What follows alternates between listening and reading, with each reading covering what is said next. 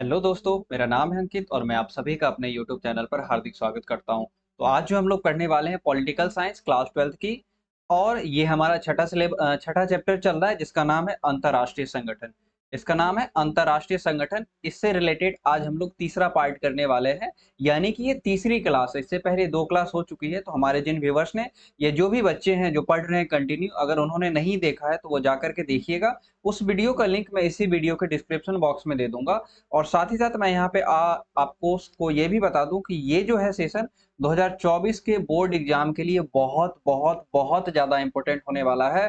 क्योंकि पहले जो मेरे पढ़ाने का तरीका है, ये आप लोग जो भी हमारे व्यूअर्स होंगे ये जान चुके होंगे कि पहले हम लोग क्या करते हैं। Just a wait. पहले मैं पढ़ाता हूँ आपको चैप्टर। चैप्टर के बाद हम लोग पढ़ते हैं objective question answer. Objective question answer हम लोग पढ़ते हैं। और फिर हम लोग पढ़ते हैं सब्जेक्टिव क्वेश्चन आंसर। फिर हम लोग करते हैं सब्जेक्टिव क्वेश्चन आंसर। और मेरा यकीन मानिए कि यूट्यूब पे इस तरह से फ्री ऑफ कॉस्ट में किसी ने इतने डिटेल में चैप्टर का डिस्कशन नहीं किया है। अगर किया है तो आप क्वेश्चन आंसर नहीं दे रखा है। बहुत सारे ऐसे जो क्वेश्चन आंसर दे रखते हैं, थोड़ा बहुत चैप्टर बढ़ा देते हैं और क्वेश्चन आंसर करते हैं। ठीक है, लेकिन इस तरह से आपको नहीं मिलेगा। इसलिए आप तो देखिए देखिए, साथ ही साथ शेयर जरूर कीजिए। शेयर जरूर कीजिए ताकि जो आपके सहपाठी हैं, आपके भाई बहन हैं जो आपके साथ एग्जाम देने वाले हैं 2024 में, उनको इस सेशन का बेनिफिट मिल जाए। और किसी प्रकार की ईर्ष्या मत रखिएगा, क्योंकि मैं बार बार कहता हूं कि अगर बोर्ड में 100% सीट है तो 100% बच्चे जो है पास होने की उनकी संभावना रहती है। ऐसा नहीं है कि सीट यहाँ पे फिक्स है कि कुछ ही हजार सीट है, कुछ लाख सीट है, इससे ज्यादा बच्चे होंगे तो फेल हो जाएंगे, ऐसा कुछ नहीं होता। इसलिए शेयर जरूर कीजिए सेशन को। उसके बाद शेड्यूल की बात करते हैं। तो शेड्यूल जो है एक दिन बाद एक दिन चलती है। यानी कि एक दिन पॉलिटी चलती है और एक दिन ज्योग्राफी चलती है। जहाँ पॉलिटी मंगलवार, गुरुवार और शनिवार को है, वहीं ज्योग्राफी सोमवार, बुधवार और शुक्रवार को है। तो आज जो है आपकी पॉलिटी होने वाली है और आज जो है थर्सडे है। तो थर्सडे शेड्यूल के अकॉर्डिंग हम लोग पॉलिटी पढ़ने वाले हैं। और इसका जो टाइम है यह जो है 8 PM पे है। 8 PM यानी कि 8 बजे शाम में है। ठीक है, 8 बजे शाम में है ये। तो जो भी हमारे नए बच्चे हैं, जो भी न्यू व्यूवर्स हैं, उनको पता चल गया कि टाइमिंग क्या है। और साथ ही साथ टेलीग्राम ग्रुप भी ज्वाइन कर लीजिएगा, ताकि टेलीग्राम पे जैसे एक दिन क्लास हुई थी 9 बजे में, 8 बजे के बदले, तो मैंने टेलीग्राम पे इन्फॉर्म कर दिया था आप लोगों को कि क्लास उसी दिन के लिए 9 बजे होने वाली है। उसके बाद फिर क्लास टाइमली अपने समय से चलेगी। तो मैं उम्मीद करता हूँ कि इतनी सारी बातें समझ में आ गई। और साथ ही साथ ये भी मैं बता दूं कि ये पूरा का पूरा एनसीईआरटी बेस्ड है। इससे अलग नहीं है, इससे बाहर नहीं है। और अगर आप देखना चाहते हैं कि एनसीईआरटी का सिलेबस क्या क्या है, तो सिलेबस का वीडियो मैंने एक बनाया है, तो जाकर के आप जरूर देखिएगा। आगे बढ़ने से पहले थोड़ा सा हम ओवरव्यू करना चाहेंगे।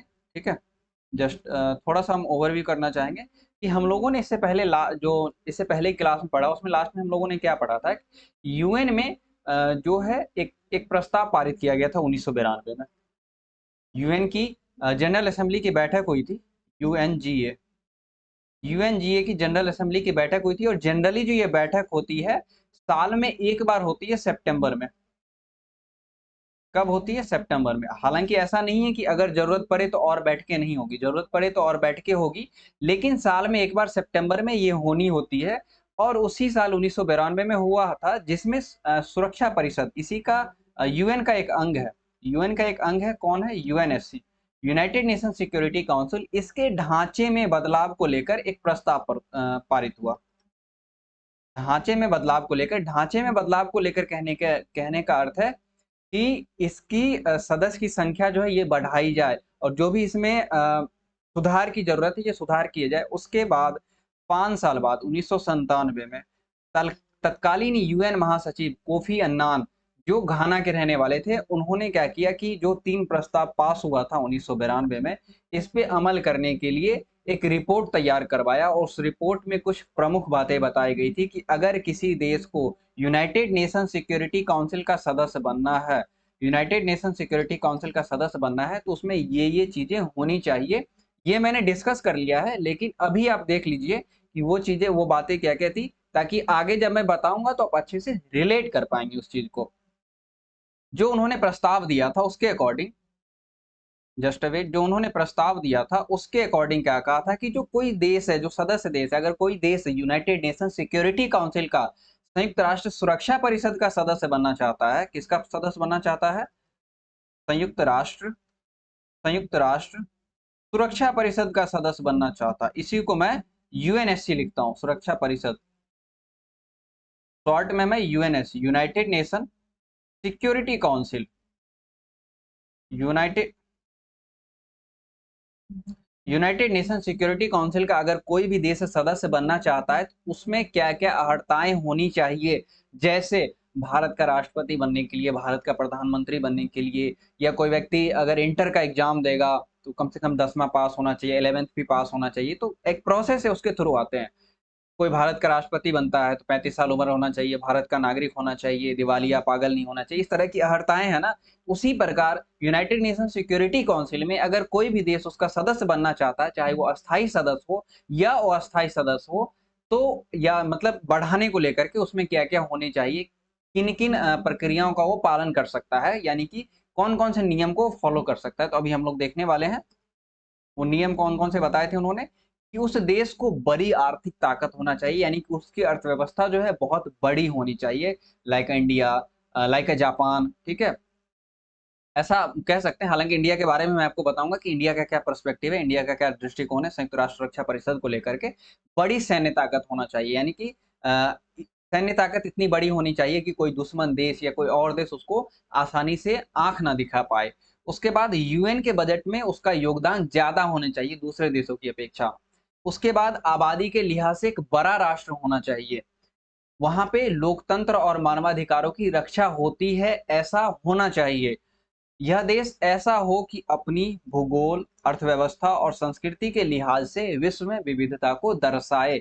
यहाँ पे लिखा हुआ है संस्कृति के लिहाज से विश्व की विविधता को दर्शाए। तो कुछ ये 6 पॉइंट मतलब जो भी नियुक्ति हुई थी कि बताने के लिए कि संयुक्त राष्ट्र की सुरक्षा परिषद में अगर सदस्य जुड़ते हैं तो क्या क्या चीजें उनके पास होनी चाहिए, कुल 6 पॉइंट बताया गया था। अब हम लोग डिस्कस करने वाले हैं कि इन 6 पॉइंट में कठिनाई क्या क्या है, क्या क्या प्रॉब्लम है। जो पॉइंट वहां पे डिस्कस किया गया था इससे समझिए यहाँ पे, ठीक है, कि जांच में जो उपाय सुझाए गए थे, ठीक है, जो उपाय बताए गए थे उसमें बहुत परेशानियां हैं। और क्या क्या परेशानियां हैं कि वहां कहा गया था कि बहुत बड़ी अर्थव्यवस्था होनी चाहिए। तो वो अर्थव्यवस्था कितनी बड़ी होनी चाहिए, क्या कोई क्राइटेरिया बताया गया कि 2 trillion dollar, 3 trillion dollar, 5 trillion dollar economy होनी चाहिए, ऐसा कोई क्राइटेरिया नहीं बताया गया। तो पहली कठिनाई ये है। दूसरी कठिनाई है सैन्य जो है वो कितनी बड़ी सैन्य ताकत होनी चाहिए, दुनिया में कौन सा स्थान होना चाहिए, या कौन कौन से क्राइटेरिया है जो सैन्य ताकत बनने के लिए फुलफिल किया जाना चाहिए, ये भी नहीं बताया। यूएन के बजट में कोई देश कितना ज्यादा योगदान करे कि यूनाइटेड नेशन सिक्योरिटी काउंसिल, या हिंदी में इसको कहें कि संयुक्त राष्ट्र सुरक्षा परिषद का वो सदस्य बन सके, ये भी बातें नहीं बताई गई। कोई देश विश्व में यदि आबादी के लिहाज से बहुत बड़ी है, बहुत बड़ी भूमिका निभाता हो, लाइक भारत, लाइक इंडिया, ठीक है, तो वह जो उसकी जनसंख्या इसमें बाधक है या सहायक, ये कैसे पता चलेगा। शायद दो तीन शब्द आपको नहीं दिख रहा होगा, ब्राजील भी इसमें आता है, तो ये सब कैसे दिखेगा इसमें, मतलब उसकी जनसंख्या जो है विश्व में जो भूमिका निभा रही है इसमें सहायक है या उसमें बाधक है, ये कौन फैसला करेगा। उसके बाद उसके बाद अगर लोकतंत्र और मानवाधिकारों की बात करें तो बहुत सारे ऐसे देश है जहाँ पे लोकतांत्रिक सरकार चल रही है, जहाँ पे मानवाधिकारों की रक्षा होती है। मानवाधिकार मतलब मानव होने के नाते हमारे और आपके जो अधिकार है उसकी रक्षा करना। तो बहुत सारे ऐसे देश है दुनिया में जो है, लेकिन क्या वो देश अगर संयुक्त राष्ट्र सुरक्षा परिषद में आ गए तो वो कितने प्रभावकारी होंगे। अब जैसे एग्जाम्पल समझिए, अगर नेपाल हो गया, अगर नेपाल है तो नेपाल कितना ज्यादा प्रभावकारी होगा, यहाँ भी लोकतंत्र है। श्रीलंका है तो श्रीलंका कितना ज्यादा प्रभावकारी होगा, यहाँ भी लोकतंत्र है। बांग्लादेश है तो बांग्लादेश कितना ज्यादा प्रभावकारी होगा, यहाँ भी लोकतंत्र है।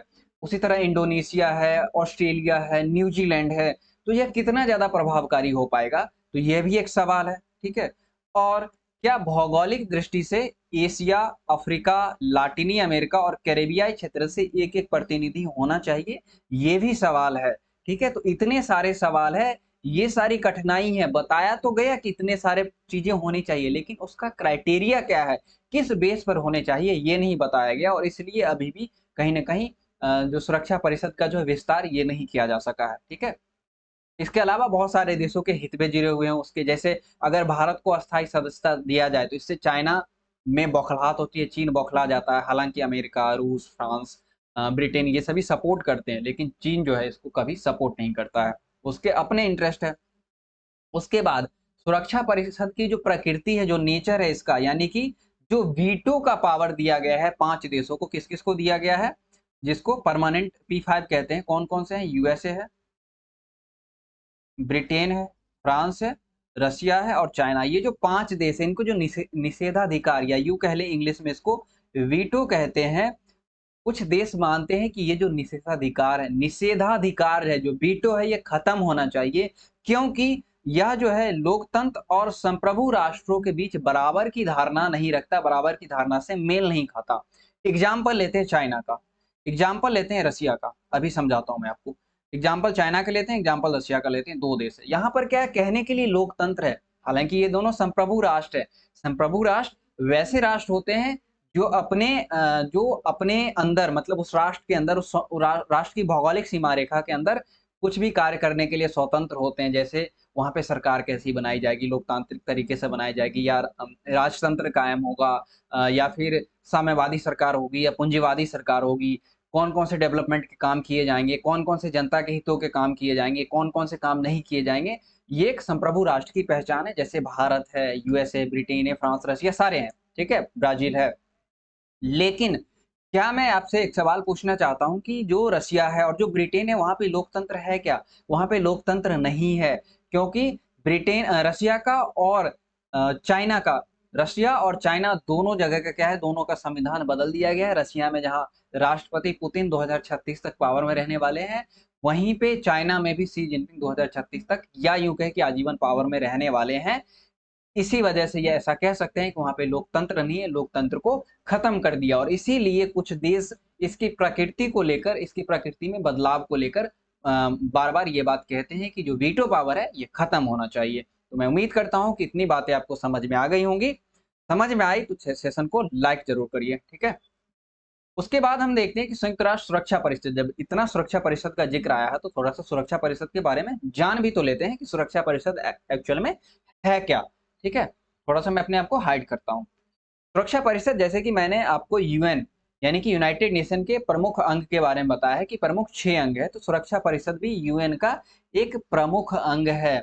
यह है प्राथमिक रूप से जिम्मेदार है किस चीज के लिए? अंतरराष्ट्रीय शांति और सुरक्षा के लिए प्राथमिक रूप से जिम्मेदार है।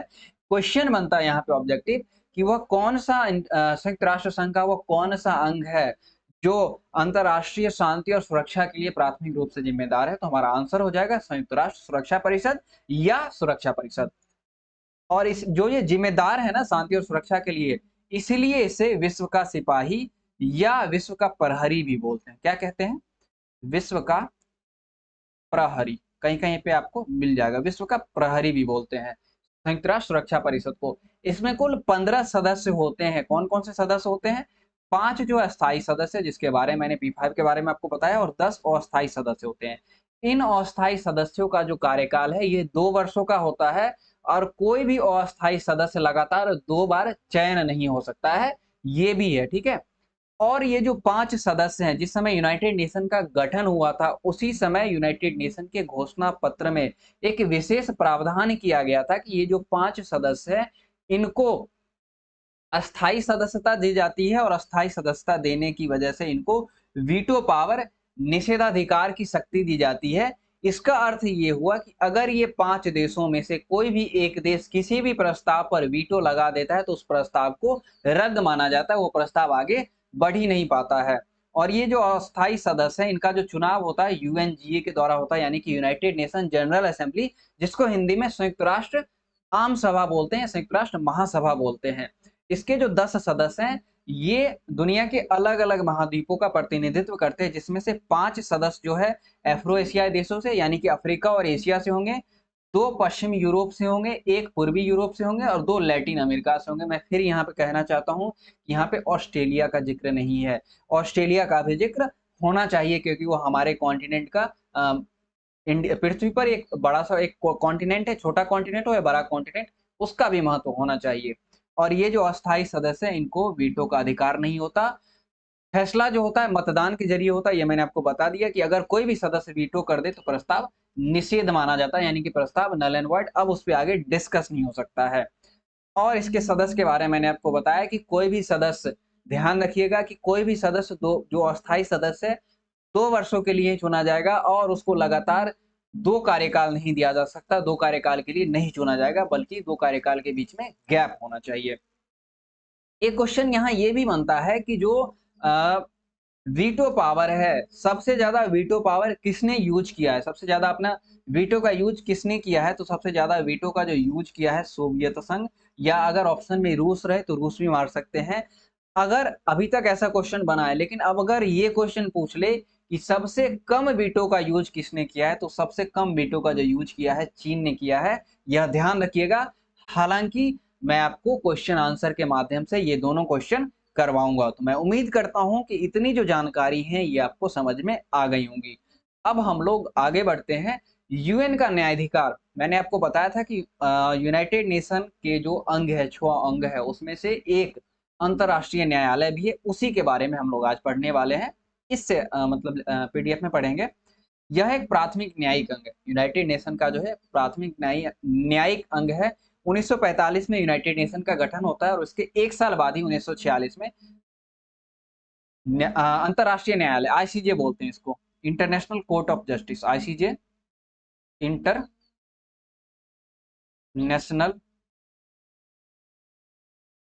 Court of justice. और इसमें भारत के एक न्यायाधीश है। भारत के न्यायाधीश कौन है?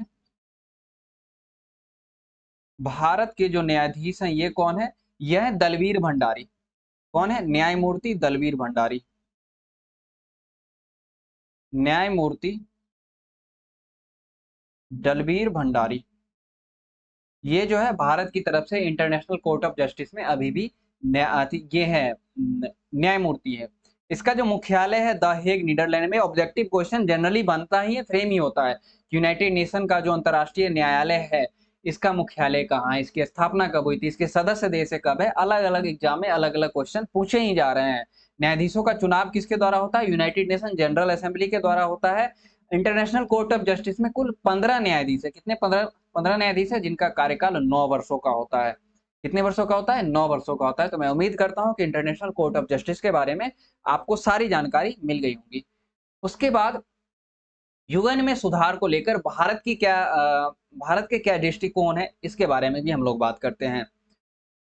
सेशन में बहुत ही ज्यादा मैं एफर्ट लगा रहा हूँ आप लोगों से कहना चाहूंगा कि, लेकिन आप लोगों के लाइक, जो आप लोगों का जो लाइक है उस रेशियो में नहीं आ जा आता है, तो थोड़ा सा मुझे निराशा होती है। मैं आप लोगों से कहता हूं कि लाइक जरूर कर दीजिए, साथ ही साथ कमेंट भी जरूर कर दीजिएगा, ताकि मुझे भी लगे कि नहीं, जो मैं जो एफर्ट लगा रहा हूँ ये आप लोगों के लिए सही है। ये ना जो कोर्स, जो मैं आपको जो भी मैं आपको थ्योरी दे रहा हूँ, जो भी मैं आपको सेशन दे रहा हूँ इस चैप्टर का, ये आप कहीं भी पता कर लीजिएगा, ये पेड बैच में दिया जाता है, जनरली यूट्यूब पे नहीं दिया जाता है। लेकिन फिर भी मैं आप लोगों के लिए मेहनत करके ला रहा हूँ। इसका सीधा सा मतलब है कि जो बच्चे एफर्ट नहीं कर सकते, वो यहाँ से इस सेशन का लाभ उठाएं और एग्जाम में बहुत ही अच्छा परफॉर्म करे। इवन एग्जाम में नहीं, बल्कि उनका नॉलेज जो है ये भी बढ़े, उनके सोचने का दायरा भी बढ़े। मेरे सेशन लाने का यही एकमात्र कारण है। इसलिए शेयर जरूर करिएगा और लाइक भी जरूर कीजिएगा, साथ ही साथ कमेंट भी जरूर करिए। यूनाइटेड नेशन को लेकर भारत का क्या पर्सपेक्टिव है, भारत का क्या दृष्टिकोण है, भारत के क्या विचार है, इसके बारे में देखते हैं। यूनाइटेड नेशन के ढांचे में सुधार को लेकर कई आधारों पर जो है भारत अपना समर्थन करता है। पहला जो है, बदलते हुए वैश्विक परिवेश में यूएन की जो मजबूती है और दृढ़ता, ये जरूरी है। धीरे धीरे वैश्विक परिवेश बदल रहा है। यूनाइटेड नेशन में जिस देश के पास जितना संख्या बल होता है, वह देश उतना ही पावरफुल माना जाता है। इसलिए इसके ढांचे में थोड़ा सा सुधार की जरूरत है, भारत के पॉइंट ऑफ व्यू से देखे थे। यूएन जो है विभिन्न देशों के बीच सहयोग में ज्यादा बड़ी भूमिका निभाए। जितना जो इंटरनेशनल कॉन्फ्लिक्ट चल रहा है, मनमुटाव चल रहे हैं, भारत का ऐसा मानना है कि यूनाइटेड नेशन उन देशों के बीच सहयोग की भूमिका में निभाए, सहयोग करे, दोनों जो कॉन्फ्लिक्ट है उसको दूर करे और दोनों देशों को मिला दे, ताकि उनके बीच व्यापार, जो सांस्कृतिक, जो कल्चर का आदान प्रदान, ऐसा कह सकते हैं, एक दूसरे के देश में फलता फूलता व्यापार, राजनीतिक संबंध, सांस्कृतिक संबंध, आर्थिक संबंध, ये सभी बहुत ही अच्छे हो जाए। उसके बाद तीसरा पॉइंट है भारत के पॉइंट ऑफ व्यू से, कि यूएन के एजेंडे में विकास जो है ये प्रमुख होना चाहिए, विकास का एजेंडा प्रमुख होना चाहिए, क्योंकि अंतरराष्ट्रीय शांति और सुरक्षा के लिए विकास का एजेंडा जो बहुत ज्यादा जरूरी है, डेवलपमेंट का काम बहुत ज्यादा जरूरी है, ऐसा भारत सोचता है। यूनाइटेड नेशन के पर्सपेक्टिव में यूनाइटेड नेशन का जब जिक्र आता है तो भारत का ये सोच है। वहीं अगर हम बात करें भारत सुरक्षा परिषद के बारे में क्या सोचता है, भारत भी सुरक्षा परिषद को लेकर भारत के भी दृष्टिकोण है। भारत का ऐसा कहना है कि गठन के बाद यूएन के सदस्यों की संख्या में बढ़ोतरी हुई, यानी कि यूनाइटेड नेशन के सदस्यों की संख्या में बढ़ोतरी हुई। यूएन का गठन कब हुआ था? यूएन का जो गठन हुआ था 1945 में हुआ था, और उस समय इसके जो सदस्य देश थे ये कितने थे? 51। लेकिन वर्तमान में कितने हैं? उस वक्त 51 थे, लेकिन वर्तमान में कितने हैं? वर्तमान में इसके सदस्य देश है 193। तो कहीं ना कहीं सदस्यों की संख्या में काफी ज्यादा बढ़ोतरी हुई है, लेकिन सुरक्षा परिषद के, यूनाइटेड नेशन सिक्योरिटी काउंसिल के सदस्यों की संख्या में बढ़ोतरी नहीं हुई। इसमें सिर्फ एक ही बार बढ़ोतरी हुई थी 1965 में, जिसमें 11 सदस्यों से बढ़ाकर 15 सदस्य किया गया था 1965 में। यानी कि 5 जो थे ये परमानेंट मेंबर थे, और नॉन परमानेंट मेंबर जो थे ये 6 थे। तो 6 5 कितना हो गया? 11। उसके बाद ये 1965 में था, 1965 तक, और 1965 में ही इसको बढ़ाया गया, करीब 4 सदस्य और जोड़े गए। तो अब इसकी संख्या कितनी हो गई? 15 हो गई, जिसमें से 5 जो है ये परमानेंट मेंबर है और 10 जो है नॉन परमानेंट मेंबर है। तो भारत ये चाहता है कि इसकी सदस्यों की संख्या में विस्तार हो। वहीं भारत यूएनएससी के दोनों तरह की सदस्यों की संख्या में बढ़ोतरी के पक्षधर में है, यानी कि परमानेंट मेंबर है उसकी उसकी सदस्य की भी संख्या बढ़े, और जो नॉन परमानेंट मेंबर है उसके सदस्य की भी संख्या बढ़े। और कहीं ना कहीं भारत का भी हित इससे जुड़ा हुआ है। भारत भी चाहता है कि जो परमानेंट सीट है उसको मिल जाए। इसका बहुत ज्यादा महत्व नहीं है, लेकिन प्रतीकात्मक महत्व बहुत ज्यादा है। विश्व में राजनीतिक रूप से और आर्थिक रूप से जिसके पास भी ये परमानेंट सीटें हैं वो प्रभाव डालता है, चाहे संयुक्त राज्य अमेरिका की बात करें, ब्रिटेन की बात करें, फ्रांस की बात करें, रूस की बात करें और चीन की बात करें। इसलिए इसका एक प्रतीकात्मक महत्व है। तो मैं उम्मीद करता हूं कि इतनी सारी चीजें आपको समझ में आ गई होंगी। आगे हम लोग देखेंगे कि मतलब जो भारत की जो दावेदारी है सुरक्षा परिषद को लेकर ये कितनी ज्यादा मजबूत है, इसके ऊपर बात करेंगे। उसके बाद एक ध्रुवीय विश्व में यूएन का क्या रोल रहा है, इसके ऊपर बात करेंगे। उसके बाद ये भी बात करेंगे कि यूनाइटेड नेशन का होना क्यों जरूरी है।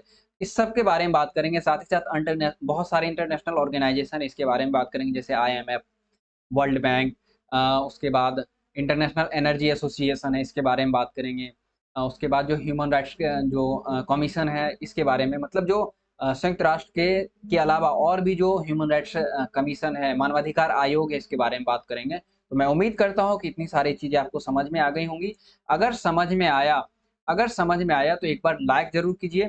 ठीक है, अगर समझ में आया तो एक बार लाइक जरूर कीजिए। साथ ही साथ हमारे सेशन को शेयर कीजिए ताकि ज़्यादा से ज़्यादा बच्चे इसका लाभ ले सके। सब्सक्राइब कीजिए और बेल आइकन को प्रेस कीजिए, और कमेंट जरूर कीजिएगा ताकि मैं उसको पढ़ सकूं और आपको इसका जवाब दे सकूं। तो आज इतना ही रहने देते हैं, मिलते हैं अपने अगले क्लास में। तब तक के लिए पढ़िए अपना और अपनों का ख्याल रखिए। Thank you.